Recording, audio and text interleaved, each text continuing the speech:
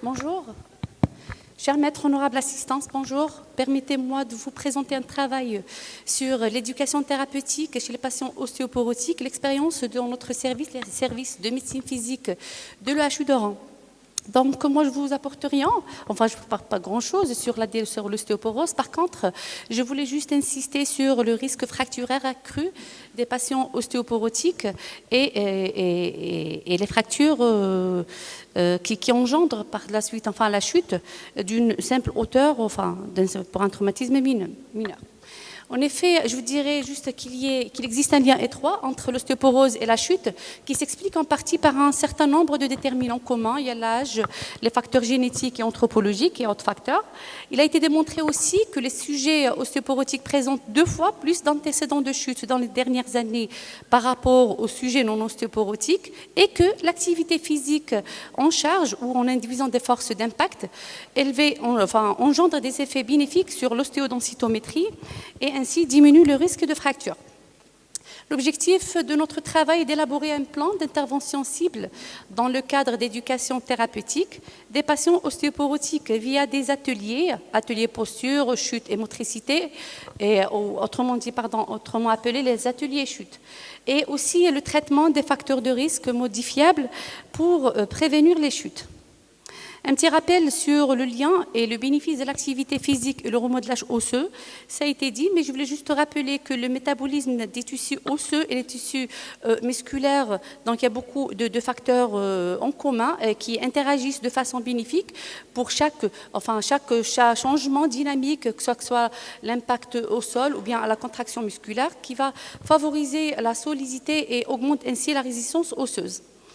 Pourquoi l'activité physique? L'activité physique n'intervient pas seulement pour le renforcement de l'os en freinant la diminution ou de la résistance liée au vieillissement, mais aussi améliore la posture, la mobilité, le développement et l'entretien de l'équilibre et de la souplesse, ce qui va permettre une réduction de risque de fracture jusqu'à 35%. Quelles sont les conséquences de la chute? Pourquoi parler de la chute? Parce que les conséquences sont lourdes. Les conséquences psychologiques, on a le syndrome de la peur par anxiété de chuter et la dépression par la suite, la diminution des capacités fonctionnelles et de la confiance en soi, une baisse de la qualité de vie et ce qui va entraîner l'entrave, le maintien au domicile. En effet, c'est un cercle vicieux qui va se créer. Le patient va avoir peur de rechuter. Donc, ce qui va engendrer une réduction de la mobilité, une accentuation de la fragilité osseuse, une accentuation de risque fracturaire par la suite. Et le malade va encore avoir peur de rechuter. La prévention de la chute, qu'est-ce qu'elle va nous permettre? Premièrement, elle va permettre le maintien d'une bonne estime de soi, préserver l'autonomie, limiter les phases de dépression, minimiser l'impact socio-économique lié à la prise en charge d'un chuteur. Là, c'est un schéma qui permet donc de résumer un petit peu le facteur en commun entre la chute et l'ostéoporose et le risque fracturaire. Là où on peut agir par rapport à la chute au niveau de l'ostéoporose pour réduire ce risque. On va voir quelques chiffres par rapport à notre étude. En effet, c'était une étude descriptive à recueil prospectif qui portait sur 23 patients hospitalisés au service de médecine physique de l'EHU d'Oran sur une période de 4 mois. C'est des patients présentant une ostéoporose et on a exclu dans notre étude tout patient présentant des troubles cognitifs, des troubles de comportement et un déficit moteur important. Donc on a eu 91%, c'était de sexe féminin. L'âge moyen des patients était de 64 ans. L'IMC aux alentours de 24. 26% des patients ont déjà présenté une fracture.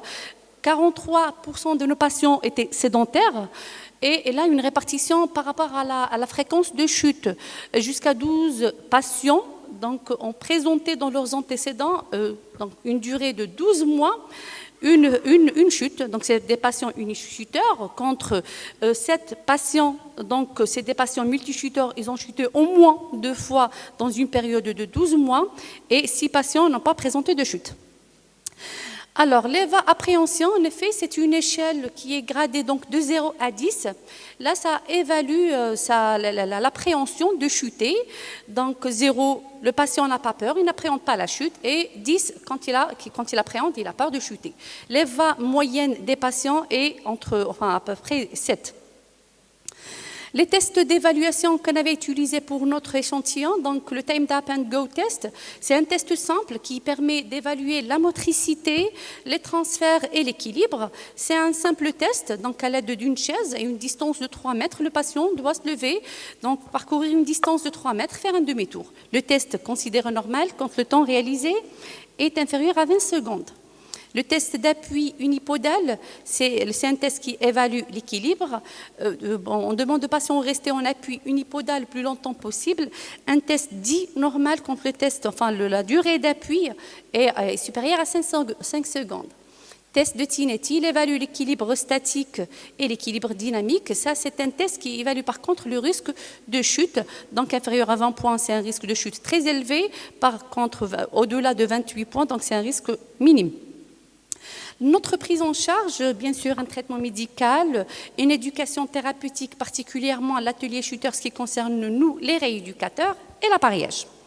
C'est quoi l'éducation thérapeutique? En fait, elle fait intervenir une équipe multidisciplinaire allant du médecin physique, les kinésithérapeutes, les psychomotriciens, les ergothérapeutes, les infirmiers et diététiciens.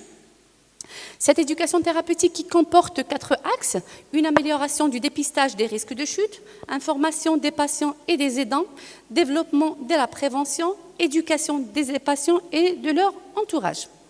C'est quoi un atelier chute, autrement appelé atelier posture, équilibre, motricité?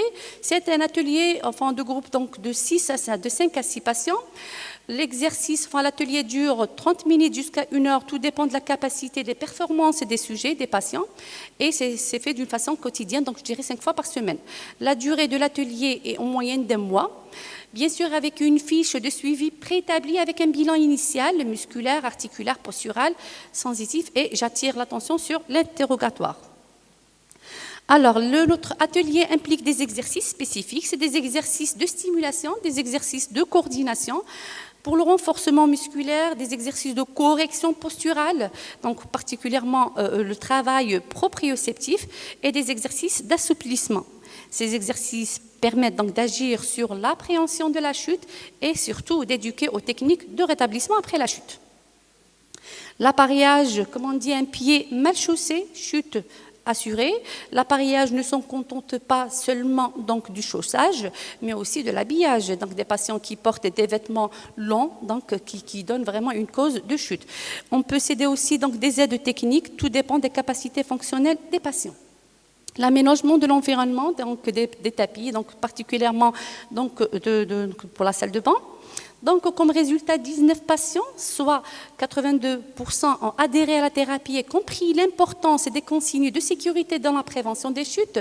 L'EVA-appréhension est passée à 4,73 avec une amélioration de l'autonomie et de la qualité de vie.